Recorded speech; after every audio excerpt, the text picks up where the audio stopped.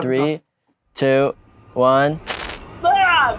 Ah! It's so good. Woke up on the rooftop, laying next to you.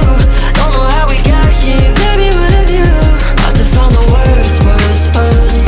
I just let it blur. What's up, guys? I'm Johnny Orlando. I'm a 19-year-old singer-songwriter from Toronto, Canada, and I have an album coming out soon. And my fans have already started claiming tracks off of this unreleased body of work. So we decided to put a little spin on that and bring some of my artist friends onto this show called Claim a Track and claim some of each other's songs and talk about it. Everybody, please give a warm welcome to my friend, Kosarin. It's the color of the pool in the summer. Kira, welcome to the show. Very happy to have you here, and congratulations on the March single, and then also something dropping this week. Yeah, so Moo Ring is finally out in the world, which has been really fun. Parachute drops tomorrow night, so I guess by the time this comes out, Parachute has just dropped. I'm so excited. You know, it's been a long time coming working on this project, and I'm really happy it's finally going to be out in the world. No more just teasing it on TikTok. It gets to be a real, a real boy now, out in the real world. Absolutely. I know that. The teasing on TikTok. I'm like now known for like leaking my own music because I'm sure you relate. It's ridiculously hard to keep something to yourself that you've been working on for so long. You're so passionate about.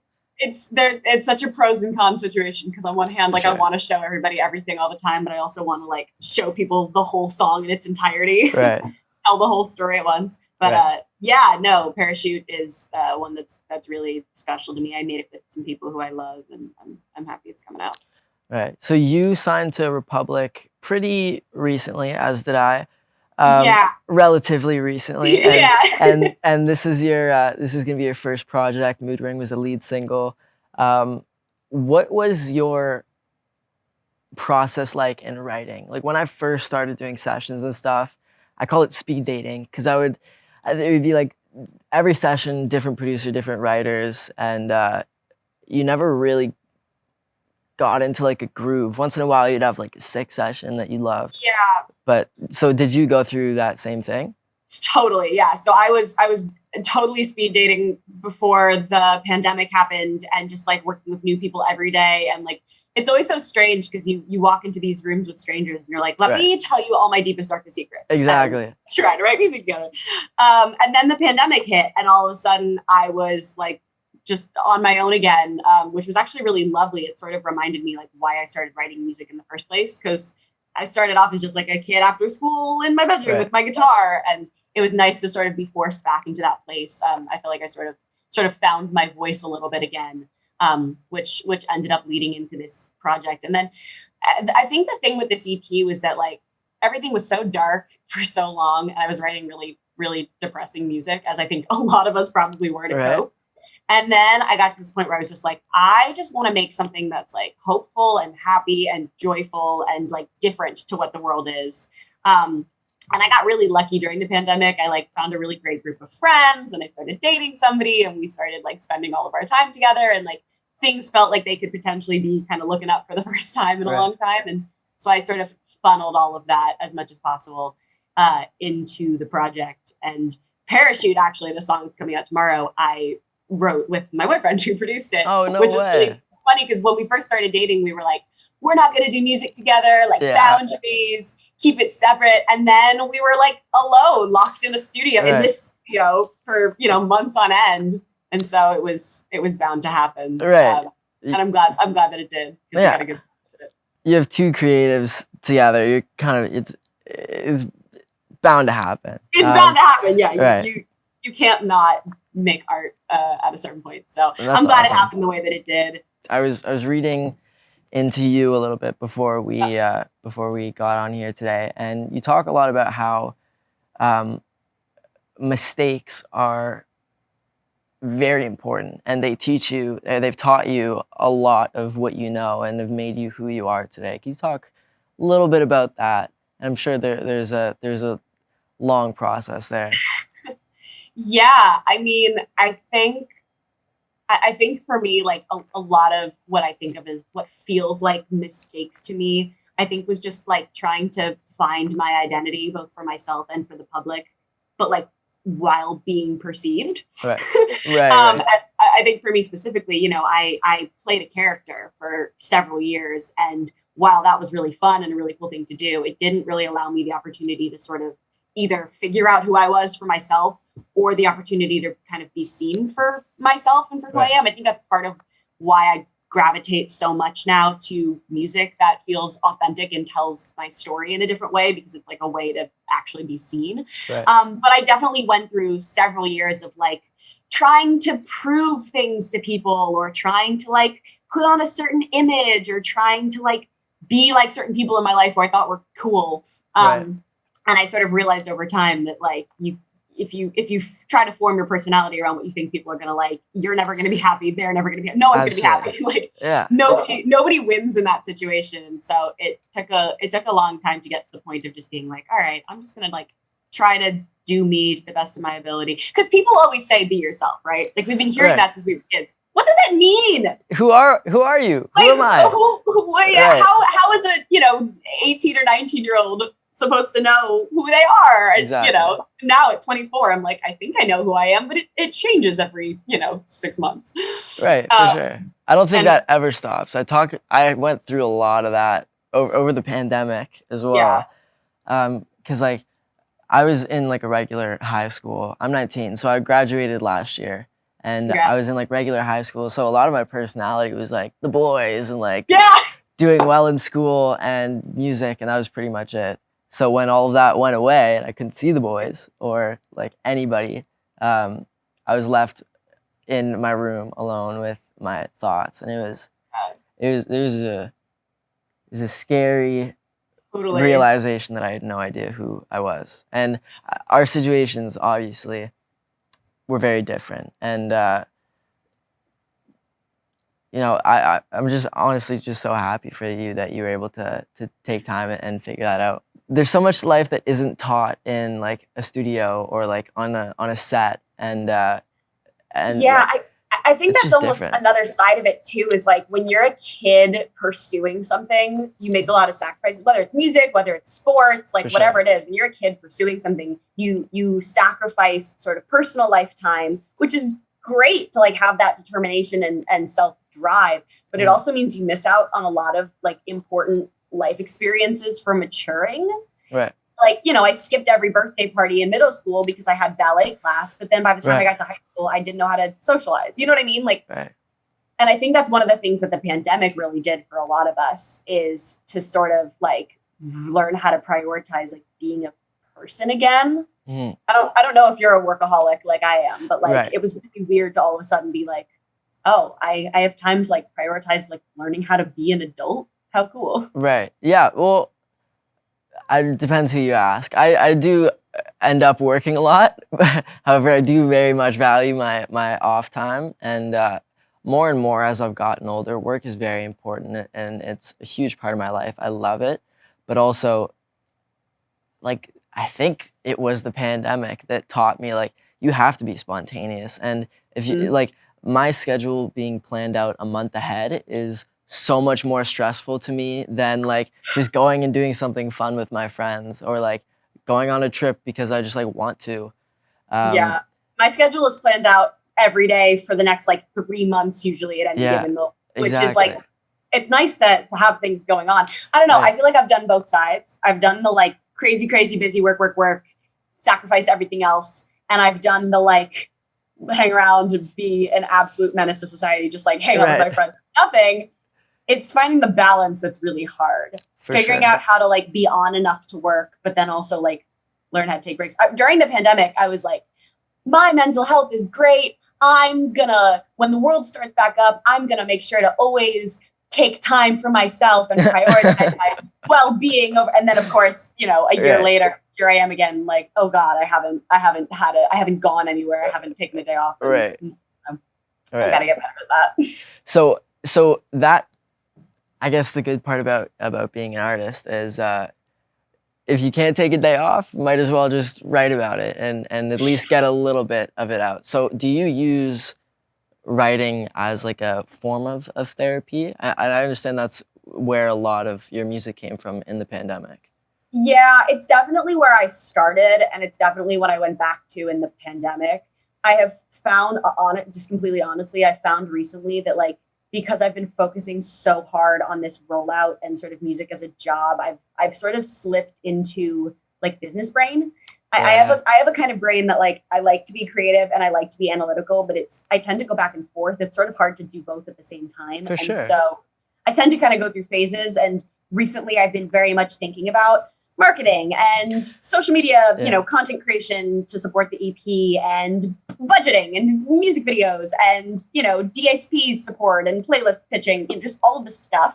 And like making music for my next project. I've sort of realized recently that I like haven't been doing music as a hobby as much as I used to because I've been doing it as a job. And like literally just yesterday, I was like, oh, I need to once again, like prioritize giving myself the time to make music because I enjoy it and I love it and I need it, and not just because it's my full-time job now. That's one of those things that's weird when you go from being, I was always a musician. I was always writing music when I was a kid, but it was always for me.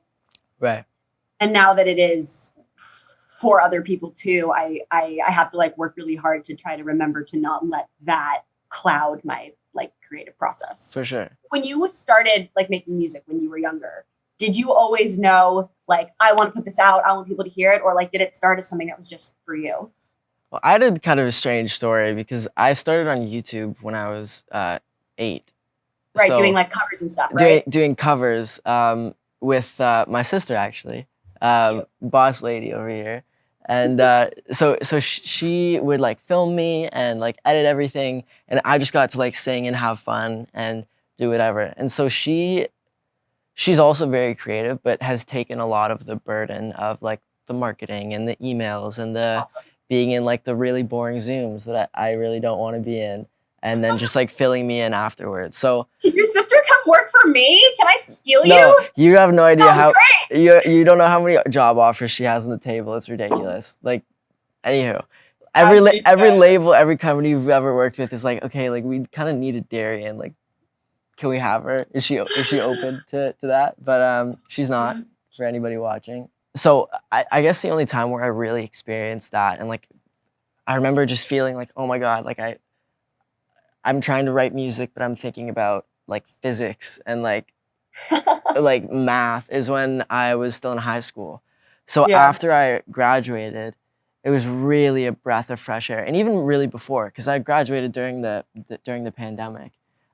So like 6 months before school ended in grade 12, I just pieced out, went to LA, and I would take caffeine pills at 5 a.m. to like do all my work and like be on all my Zoom classes because it was 3 hours behind, and then I would just rip sessions the rest of the day, and that was my life, and that's how I kind of managed that. I would just get everything done, and then I would just try and like make that switch. But I in a very different situation, I had sort of a similar high school experience because I booked the Nickelodeon show 11th grade. And then worked on it 11th grade, 12th grade, and then the next like 5 years or whatever. Right. And so for 11th, 12th grade, I was doing all of my stuff on set. And it was very much that weird thing of having like AP psychology flashcards in one hand and then like study while the writers would write a new page and then put it down and the writers would hand me the new script. And I would like learn that really quick and then like get up really early to do school on set in the morning from like 5 to 8 and then go be creative. It's a really interesting experience to like try to flip your brain back and forth. For sure. I feel like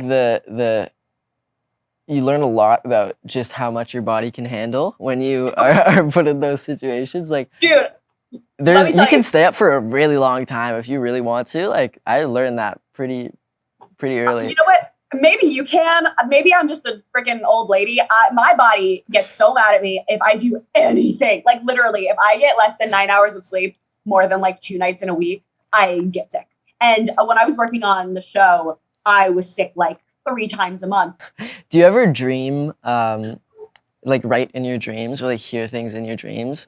Yes, and I always wake up and try to write it down, and I always forget it. No, I was gonna say you could use the sleep for something more productive, but I know. Brutal. I will say I am a crazy dreamer though. Like when I wake up for the first like 4 hours of the day, I can remember pretty much every single dream that I had. And they usually have like internal logical consistency. Like they'll reference each other. Like in dreams, I'll know I'm dreaming and like remember other dreams I've had, or like it's crazy. Do you remember your dreams? I do, but I'm the opposite. I like logically know I'm dreaming, but it just feels so real that I don't care.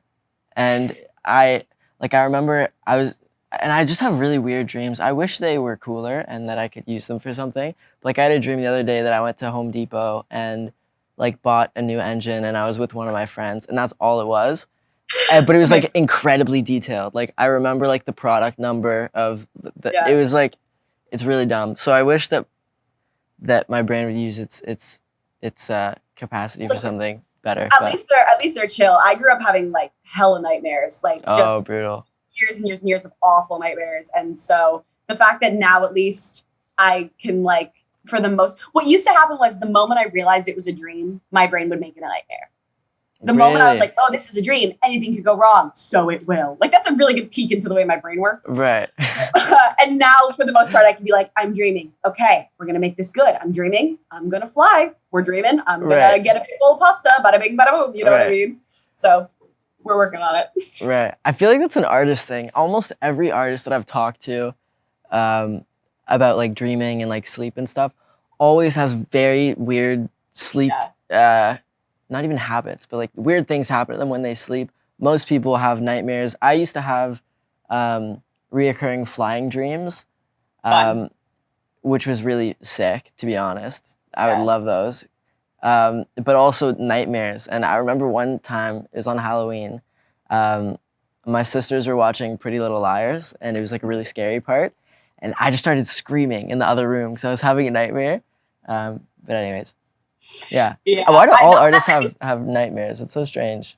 I think that was like a big part of the inspiration for Billie Eilish's album. Like for When We All Fall Asleep, Where Do We Go, right? Like her nightmares and turning sleep that paralysis. into like, I love that project.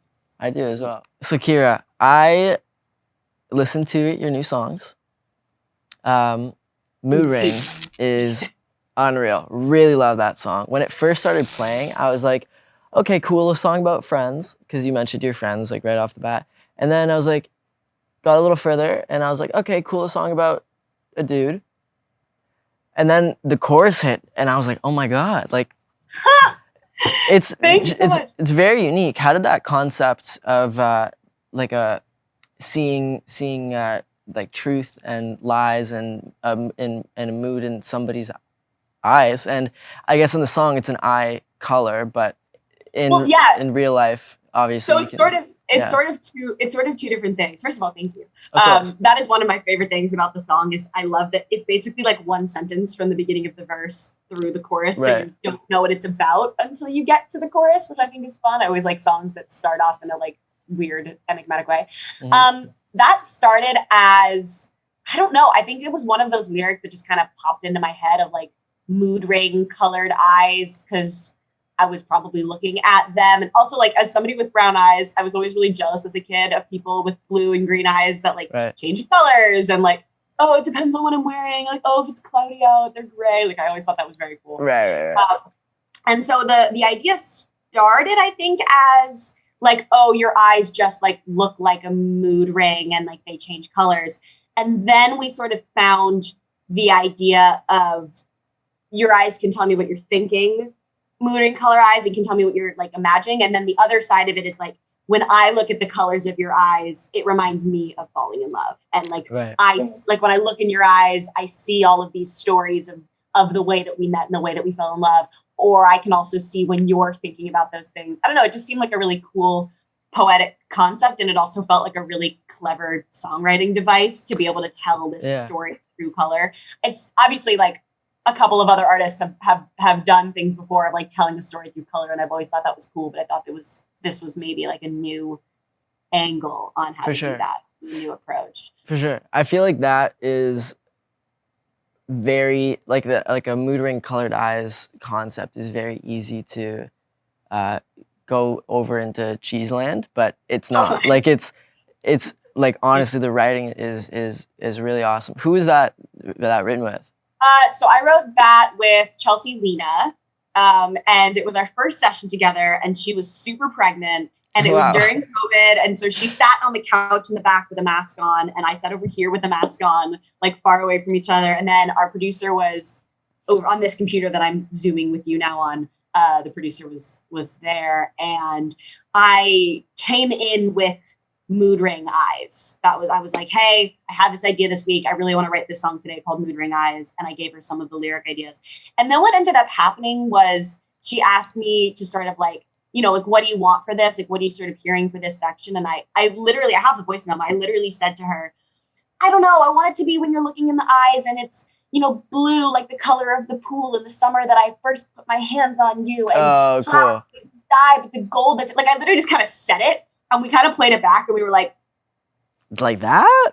yeah, that's sick. Like, kind of, and she helped sort of translate that into rhythm too. But yeah, it came from a very conversational place, which was cool. Right, and the chorus is incredibly conversational, which I always love in songs.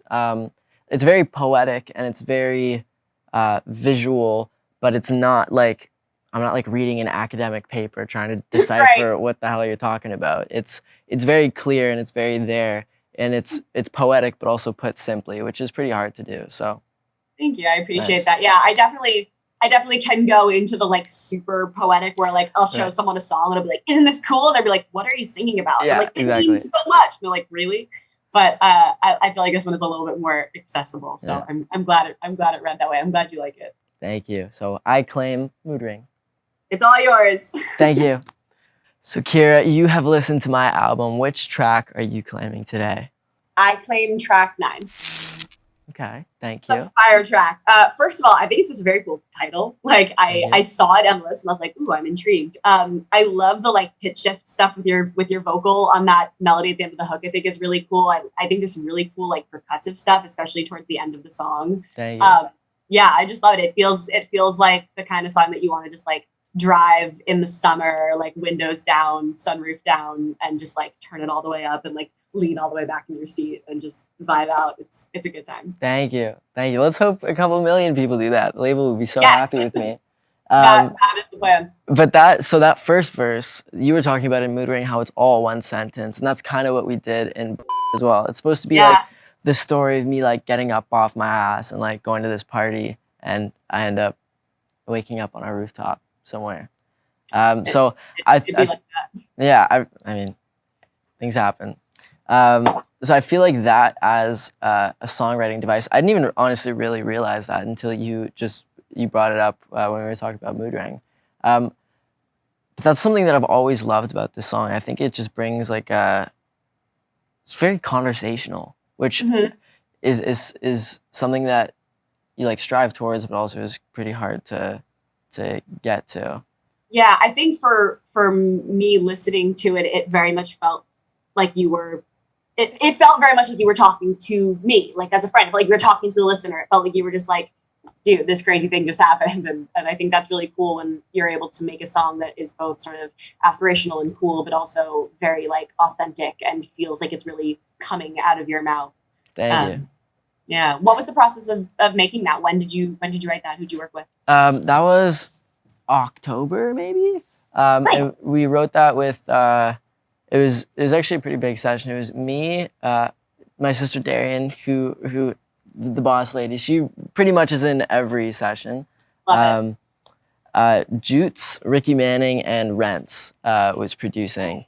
Right, couple of homies of mine in there. Rents is the homie. Yeah, Rents came over for a session a while back, and we showed each other a bunch of songs we were working on, and we didn't even end up writing. We ended up talking about like TikTok was gonna maybe get taken down. That was like the week that it got Oh blocked. yeah.